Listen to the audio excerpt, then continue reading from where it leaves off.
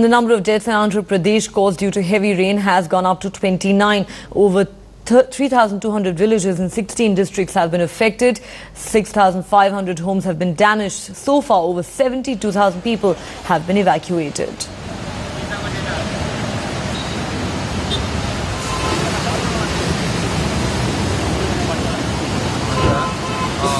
The rains have stopped here in Hyderabad, and after nearly 5 days the sun has really peeped out, and that's why the water clearance works are happening in several regions as well. But in the 16 districts that have been hit by incessant rain over the last 4 to 5 days, it's continuing to be a bad situation. 3,200 villages have been inundated. Crop over nearly 6 lakh hectares has been affected, mostly paddy and cotton. In fact, there had been a lot of hope that this year's harvest is going to be good, but these rains may have proved to be a spoiler for all of that.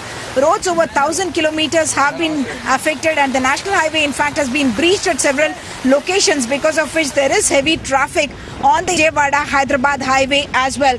What we also are told is that about 72,697 people have been evacuated to about 178 rescue shelters, mostly in the low-lying areas.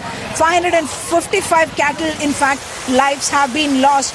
About 3,200 villages are still inundated, and many villages are still cut off from the administration. All this is happening even as the YSR Congress party, Jagan Mohan Reddy's party, is holding a meeting here at LB Stadium in Hyderabad in support of keeping the state united, and he had hoped to mobilize crowds from all the districts. These rains may prove to be a dampener for the party trying to make this a show of strength. In Hyderabad with camera person Nagraju, Uma Sudhir, NDTV.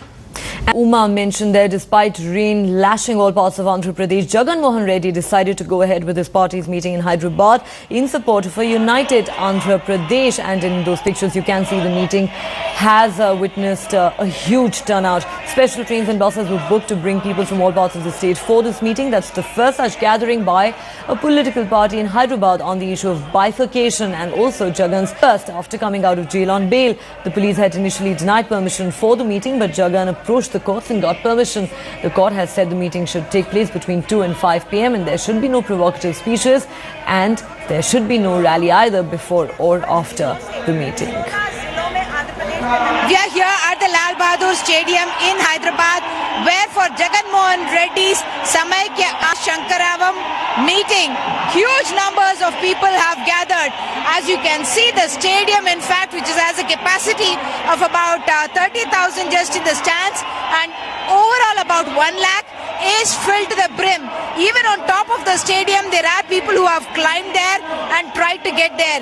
There had been some doubt about whether Jagan Mohan Reddy would be able to gather the numbers, considering that for the last 5 days there has been non-stop incessant rainfall in several districts of Andhra Pradesh. In fact, 16 districts of Andhra Pradesh have been badly affected. In fact, the national highway from Hyderabad to Vijayawada has been breached at several locations, because of which traffic was not moving.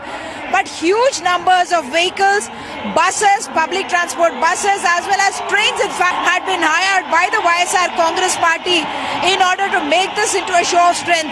Jagan Mohan Reddy himself was reluctant to call off this meeting, because he felt that the emotions of the people of Andhra Pradesh who are supporting that the state should remain united should need to be conveyed even at this time when the state is passing through a crisis because of the incessant rains. Just a short while ago we saw a Pro-Telangana supporter, some of them who have infiltrated into the crowds, raising Pro-Telangana slogans, being carried away by the police. So in a sense, it's a tense situation, because some of the Pro-Telangana groups had said that they are going to protest and they are going to not allow this meeting to happen. Of course, K. Chandrasekhar Rao had made it clear yesterday that he believes that the constitutional process for formation is on, and he doesn't really care what kind of numbers gather here. Well, so as Uma mentioned there, this is really the first such meeting taking place in Hyderabad by a political leader. Jagan had to in fact fight this legally in the courts to even get permission to hold this meeting, and from the pictures that we've seen, the turnout does seem to be pretty massive. Moving on to some other news, Foreign Minister